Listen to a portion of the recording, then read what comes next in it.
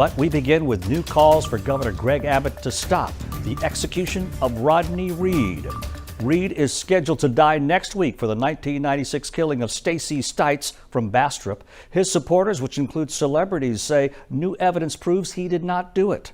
Rodney Reed supporters have been stepping up their efforts as his execution date nears. It appears some of them went even further overnight and vandalized a building. Somebody spray painted the building at 10th and Brazos downtown that houses KTBC Channel 7. They wrote, Governor Greg Abbott but will not stop Rodney Reed's execution, calling it murder. And then their superstar, singer, and native Texan Beyonce. On her website, she went on there to ask the governor to take a hard look at the evidence in Reed's case.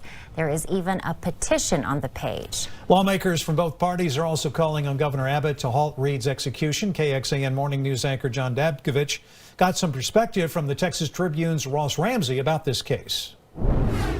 So Governor Greg Abbott has been in the news a lot in the past week outside the state of Texas because there have been celebrities, other people pouring in, wanting him to issue a reprieve for Rodney Reed, who's a death row inmate from here in Bastrop County. Based on what you know of the governor and his past history, what are the chances he may actually do something in this case? You know, I don't know what he'll actually do. This has been an issue in play for 20 years. 1996 was when Stacy Stites was murdered.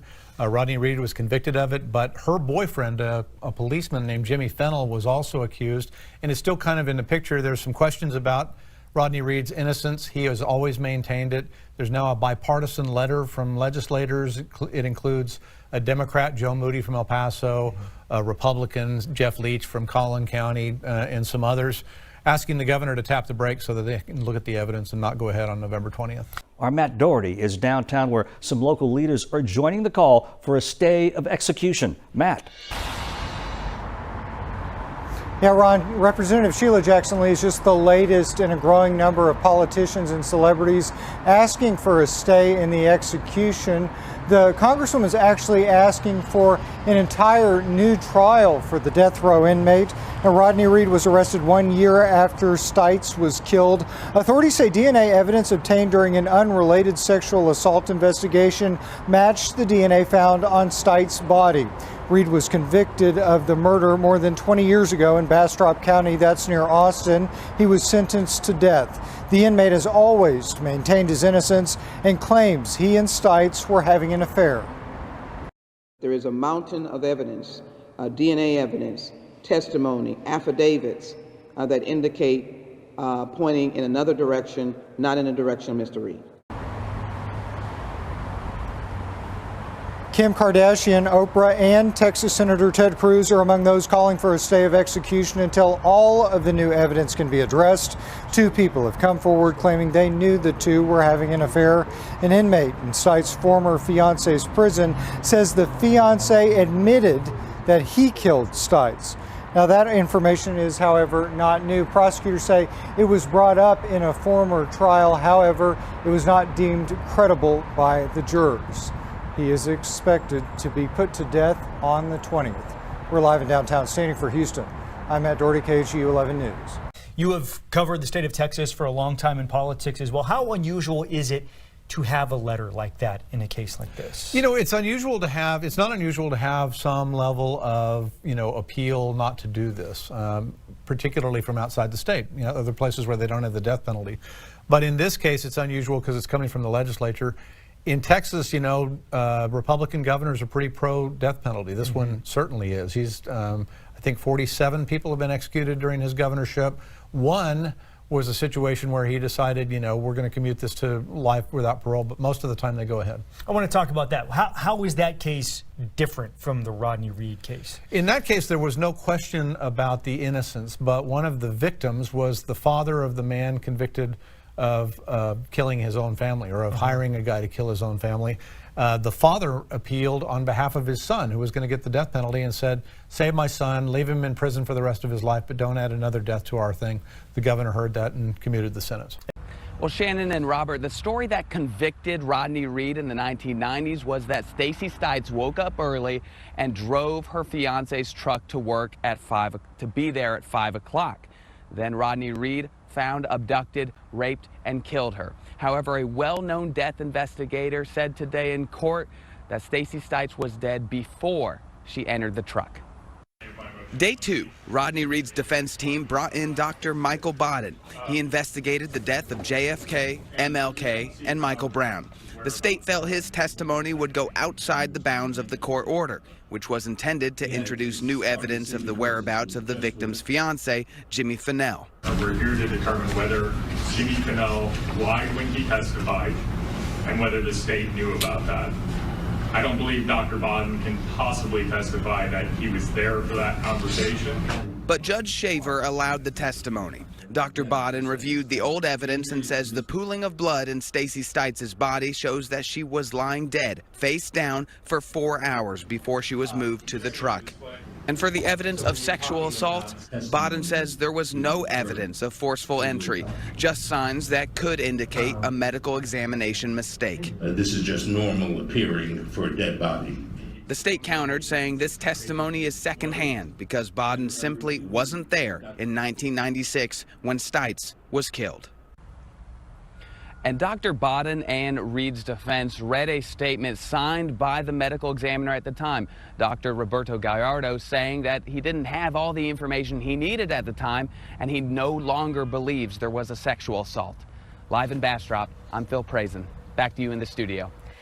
This is another in an expected lengthy list of events meant to publicize Reed's case, and KXAN's Phil Prazen reports they're running out of time and options.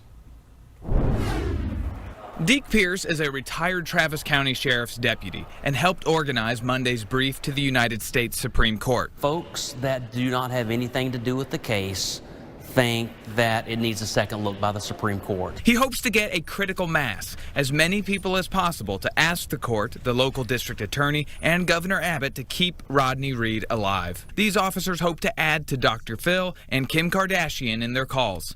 Pierce points to people like Anthony Graves and Michael Morton as convincing examples of the state getting it wrong. This is a man's life we're talking about here. And Tuesday, pastor at Life Anew, Sherwin Patton, will organize a similar event. Communicate that heart of compassion, and that's at the very heart of God. That's what Jesus would have us do. This time at Greater Mount Zion Church with dozens of pastors, and they're still looking for more. That does get the governor's attention. It's not just one cohort that is asking him to stop execution. And I believe that the faith community was that missing component. Abbott has not responded to their calls as of Monday. The date of execution is November 20th. Phil Prazen, KXAN News. For many, the name Kim Kardashian could seem a bit random in this case, but she is becoming more politically active in criminal justice causes. President Donald Trump commuted the sentence of a 63-year-old named Alice Johnson. She was serving life in prison because of attention. She was actually gotten out of prison, I should say, because of the attention brought by Kim Kardashian. New voices joined the call to save Rodney Reed from his death sentence. Dozens rallied outside the state capitol this afternoon. This came after a week of new developments. Reed's execution is scheduled for November 20th. Supporters want Governor Greg Abbott to get involved. KXAN's Will Dupree talked to an expert who says the governor's power is limited. Free Rodney Reed! Free Rodney Reed! These chants come 18 days before Rodney Reed is set to die. His family members called on people to keep working to stop the execution from happening. It's going to take the state, it's going to take all of us to make a change. Reed has maintained his innocence despite his conviction for the 1996 murder of Stacy Stites in Bastrop County. However, a new witness came forward this week to claim that Stites' fiancé, Jimmy Fennell, bragged in prison about killing her for sleeping with Reed. Fennell allegedly made those comments while serving a 10-year sentence for kidnapping and sexually assaulting a woman. We have to believe that we can stop the execution of Rodney Reed. Activists and attorneys are asking Governor Greg Abbott to change Reed's sentence to life in prison. We're asking you, Governor, use your power to do the right thing. The governor can only pardon someone on death row after a recommendation from the Board of Pardons and Paroles. A senior district court judge also told us the governor can only do so much to stop an execution. If there's someone has an execution date, he can grant a 30-day reprieve. He can put off the execution date one time for 30 days. The U.S. Supreme Court could ultimately intervene too, but until then, the calls to free Rodney won't end. Will Dupree, KXAN News. Reed's attorneys filed a motion with the Board of Pardons and Parole requesting a withdrawal of Reed's execution date. They also filed a petition with the U.S. Supreme Court. The governor's office told us he does not have a comment at this time. Another rally in support of Rodney Reed is planned for tomorrow afternoon outside the district attorney's office in Bastrop. Even the European Union wants the governor to step in. The EU ambassador to the United States sent him a letter. He writes that not only does the EU oppose capital punishment, but that evidence in Reed's case, quote, casts substantial doubt as to his culpability.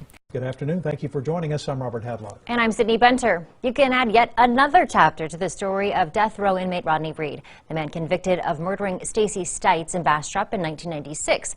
Today, Reed's lawyers filed a request of sentence commutation to Governor Greg Abbott and the Texas Board of Pardons and Parole. This comes a day after Hays County Jail inmate Arthur Snow Jr. issued a sworn affidavit of support for Reed 3 weeks before his scheduled execution. In it, Snow says he served time with Jimmy Fennell, Stites' fiancé at the time, and the original person of interest in her death. Snow claims that while serving time together in 2010, Fennell approached Snow asking for protection inside the prison. Snow says at the time he was the leader of the Aryan Brotherhood prison gang and had lifelong prejudices against black people. Snow says Fennell confessed to killing Stites because he found out that she'd had an affair with a black man. Not long after that, Snow says people inside found out Fennell was a former Georgetown police officer and was in prison for raping a woman in his custody. He says that's when Fennell's Aryan Brotherhood protection ended. Then a feud between the two men began, a feud that eventually ended with Snow's transfer to another facility. Fennell was released from prison last year. Snow says he eventually saw a newspaper article about Fennell and Reed. That's when he realized a man was serving time for the murder Fennell confessed to him in prison. Now he says he's put aside some of his past prejudices and felt it was time to come forward.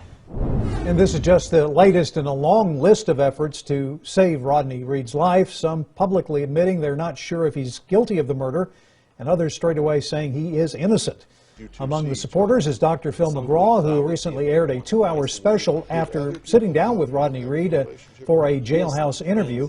Dr. Phil spoke about it with our KXAN Morning News anchor, Sally Hernandez. You're saying that Rodney Reed did not kill Stacy Stites? That is my belief, but I want people to make up their own mind after they hear the evidence that the triers of fact have yet to hear. This past Monday, State Representative Vicki Goodwin of Austin joined police officers asking the U.S. Supreme Court to stop Reed's execution. In a statement written to KXAN News, Goodwin said, "I don't think anyone can say Reed is guilty without a shadow of a doubt." And the very next day, pastors and Reed defenders from all over the state gathered at an East Austin church to support a stay of the execution. And among that crowd stood out one Texas man who was recently exonerated after serving 19 years in prison for a murder he did not commit. Can y'all imagine just waking up in a cage every day for something you didn't do? Not only that, but his brother and the rest of his family is doing this time as well. Again, the state of Texas is scheduled to execute Rodney Reed on November the 20th. Multiple appeals courts have upheld his sentence, but his execution has been postponed once to consider new evidence. Now to the death row case in Texas, gaining national attention tonight. A man convicted in a murder 23 years ago, scheduled to be executed in 2 weeks. He has always maintained his innocence, and tonight is there new evidence casting doubt. He has some high-profile names coming to his defense now. Prosecutors say he did it. ABC's Deborah Roberts with the interview from death row tonight. Tonight, ABC News was granted rare access to sit down face-to-face with convicted murderer 51-year-old Rodney Reed. I know that I'm innocent. I am innocent, absolutely innocent. In 1996, the body of 19-year-old Stacy Stites was found on the side of this rural country road near Bastrop, Texas. Strangled 19-year-old Stacy Stites. She had her plans and she had her marriage coming up, and now somebody's taken that away. The community stunned. Rodney Reed was later arrested and convicted of her murder, a crime for which he has sat on death row for 21 years. The right man has been convicted beyond a reasonable doubt of Stacy Stites' murder. He's had every bit of justice that could have come to him. And over and over and over again, they say he's guilty. Reed's always maintained his innocence, and in exactly 2 weeks, he's set to be executed. If a new jury were to hear your case, what do you think would exonerate you? I know that if they was to hear this case, that this case will itself exonerate me. Reed's new powerful legal team, the Innocence Project, is fighting for his life, saying crucial DNA evidence was never introduced at trial or collected at all. Many calling for Reed's case to be revisited, including celebrities like Kim Kardashian and Rihanna. And tonight, more than 1.5 million people have signed this petition, appealing to the Texas governor to stop the execution so evidence can be investigated. The support and love that's out there for me, I try not to think about being executed. Deborah Roberts with the interview from death row tonight. Deborah, thank you. In this case, Reed's attorneys are saying, look, he's not the guy, he's innocent, and they're trying to get him off based on that. They're basically saying you've got the wrong man. They've been saying it for 20 years consistently, asking for the same surveys of DNA evidence and all the rest. So I want to switch gears to education, because just this week the TEA announced it is taking over the largest school district in the country. What happened? In the state. I mean, excuse me, in the state, yes. Right. What happened to precipitate this? Well, Houston ISD has a lot of problems. They've got problems in governance. They've been violating the Open Meetings Act. You know, the Texas Education Agency has some problems with the way the board has been handling business. And they have several schools that are persistently performing, underperforming. And, the state law says if a district has a school that's underperforming for a certain number of years, you can take over the school or you can take over the district. In this case, they've decided because of the governance problems to take over the district. The superintendent will be out. The school board will be out. HISD has one last shot at an appeal. It doesn't look very good for them. Do you get the sense that this is something the state does reluctantly? They really want to try other options before they step in and do something? Yeah, like they've this? done a lot, and these schools have been underperforming for years and years, and the state's been saying, you need to fix that, you need to fix that. Persisting in this, HISD has had a lot of warning that this was coming, and here we are at the precipice. All right, Russ Ramsey, Texas Tribune, thank you very much. We appreciate it. Thanks.